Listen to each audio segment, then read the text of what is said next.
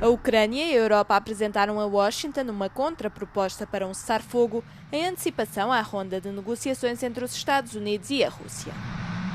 A informação foi avançada pelo Wall Street Journal, citando 2 funcionários europeus. O presidente ucraniano Volodymyr Zelensky rejeitou a ideia de ceder territórios a Moscovo, isto após Donald Trump ter sugerido que um acordo com a Rússia poderia obrigar a isso mesmo. Vários líderes europeus apoiaram Zelensky, exigindo que a Ucrânia e a Europa fossem incluídas nas conversações de paz. Entretanto, a Rússia continua a atacar as cidades ucranianas, numa altura em que está também a avançar lentamente para o interior do país vizinho.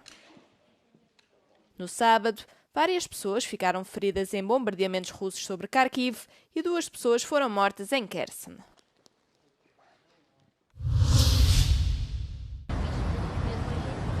O senador conservador colombiano e candidato presidencial Miguel Uribe Turbay morreu esta segunda-feira, mais de 2 meses depois de ter sido baleado num evento de campanha.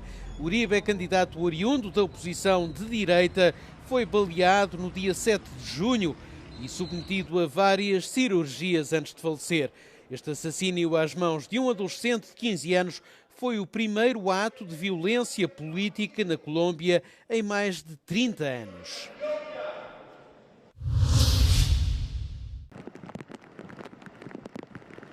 Foi assim que ficaram as ruas de várias localidades do sul do Japão depois das chuvadas dos últimos dias.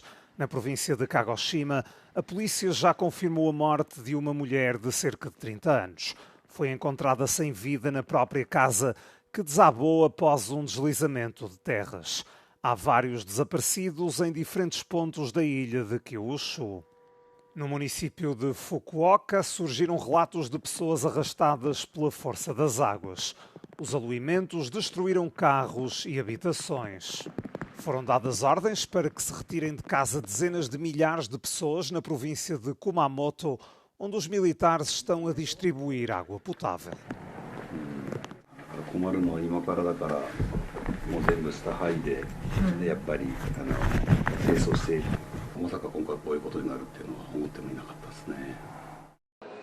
As tempestades atingiram o Japão durante a semana de um importante feriado budista. Vários serviços de comboios locais e de alta velocidade foram cancelados. Foi emitido um aviso de chuva forte para Kumamoto, onde a intempérie deve manter-se até terça-feira.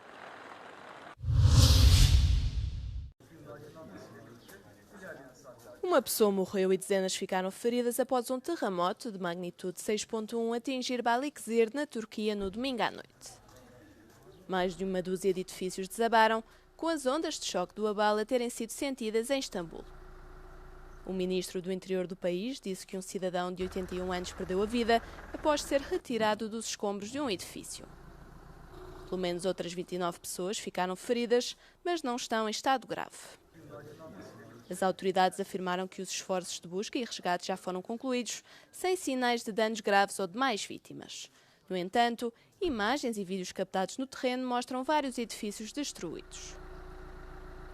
A Turquia, que se situa sobre várias falhas geológicas importantes, é propensa a terremotos. Em 2023, um sismo de magnitude 7.8 matou mais de 50 mil pessoas.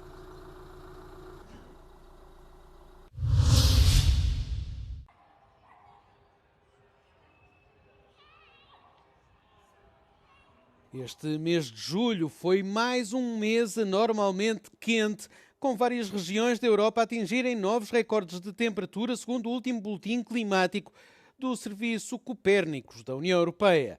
Na Europa, a temperatura média de julho de 2025 ficou ligeiramente acima dos 21 graus, ou seja, 1,3 graus acima da média de julho de 1991 a 2020, o que faz deste o quarto mês de julho mais quente de que há registro. Julho de 2025 ficou 1,25 graus acima do nível pré-industrial a nível global. Foi apenas o quarto mês nos últimos 25 com uma temperatura a menos de 1,5 graus acima deste nível. Significa isso que os objetivos do Acordo de Paris falharam? A resposta curta é não. Para tal, os níveis têm de ser ultrapassados durante pelo menos 2 décadas. The Paris Agreement refers to a long-term average temperature of 1.5 that shouldn't be exceeded in order to avoid the most catastrophic and irreversible consequences of climate change. What we have seen over the past couple of years is temporary breaches of this limit. But once we have reached this 20-year average global temperature above 1.5, that's when we can consider that we have exceeded the limit of the Paris Agreement. Esta tendência de aquecimento a longo prazo está diretamente relacionada com a acumulação de gases com efeito de estufa na atmosfera. Por outras palavras, as alterações climáticas não pararam. Em toda a Europa, os efeitos desta situação estão a ser testemunhados, desde o calor extremo às inundações catastróficas que afetaram vários países este verão. Segundo os especialistas, a tendência não vai parar enquanto se continuar a emitir gases com efeito de estufa. And even if at some point in the next few years, we might reach this 1.5 degree limit set by the Paris Agreement. We must continue doing everything we can to cut greenhouse gas emission. As we often say, every fraction of a degree matters. Se as emissões de gases com efeito de estufa não forem estabilizadas ou reduzidas, os especialistas alertam que o mundo deve preparar-se para novos recordes de temperatura.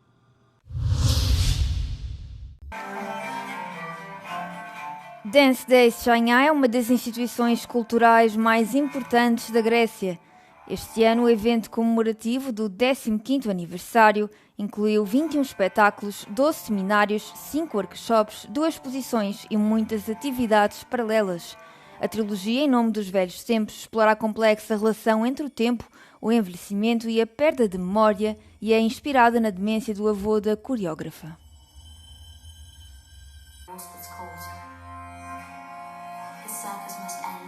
It's a very difficult subject. And I don't think that as a 30-year-old, I don't know what it's like to have dementia, of course, but I know what it's like to be on the other side of it. And it's a disease that affects so many people around the world. I think the number is something like 50 million, but it's set to rise to 150 million in a very short amount of time in the next few years. And there is no cure. And that's why I also felt strongly about talking about it in my work. And it's in talking and in human interaction that we witness dementia the most. A companhia de dança Silla Rock já participou várias vezes neste festival. Com a performance deste ano, o grupo austríaco pretende representar o exagero numa época onde temos tudo o que queremos, bem como a procura pela liberdade, pela paz e pela calma interior. When I did Escape, it's quite a long time ago, it was before Corona, I had the feeling that I stuck in a, can you imagine these little animals who are running in a wheel? You have to somehow functioning the whole time. And there was a moment that I thought, okay, how to change my life? I think we have to find places and times where we stop to do something. Like meditation, yoga, whatever, I don't know, whatever, or to see the sea, or to go on the sea, or to go for a swim, whatever. I think it's a very important thing to think about also times where we don't work, I would say.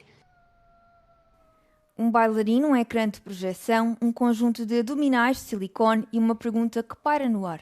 Como é que o corpo produz masculinidade?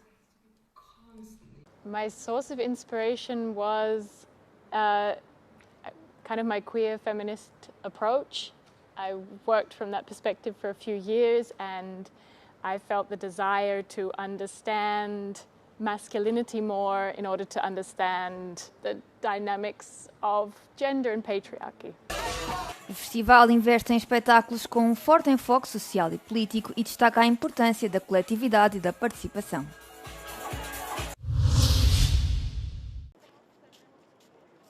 Apesar das semelhanças culturais e dos avanços tecnológicos, a diferença de produtividade entre a Europa e os Estados Unidos não só persiste, como está a aumentar.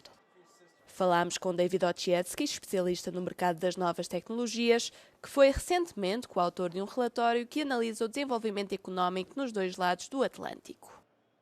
Duża część giełdy amerykańskiej to są 7 największych spółek związanych z technologią. To ma ogromne przełożenie. Myśmy jako Europa troszeczkę nie wykorzystali tego. Stany dużo lepiej sobie radzą z kryzysami, a właściwie z wychodzeniem z kryzysów e następowało zawsze przyspieszenie u nich w tej produktywności. A principal razão para o fraco desenvolvimento econômico é a falta de investimento.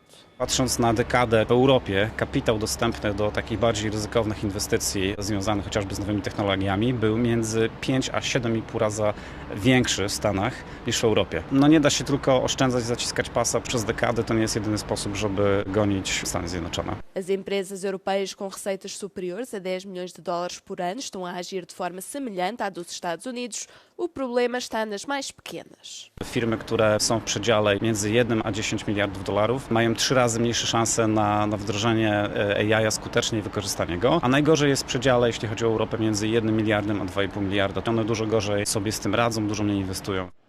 O relatório de Mário Draghi sobre o futuro da competitividade europeia diz que a inteligência artificial poderia ser a oportunidade da Europa para reduzir o fosso, mas também aqui a situação não é simples.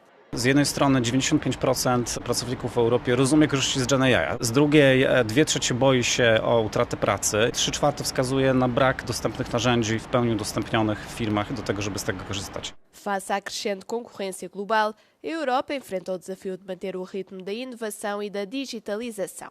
Para não ficar atrás dos Estados Unidos e da China, terá de investir mais em novas tecnologias.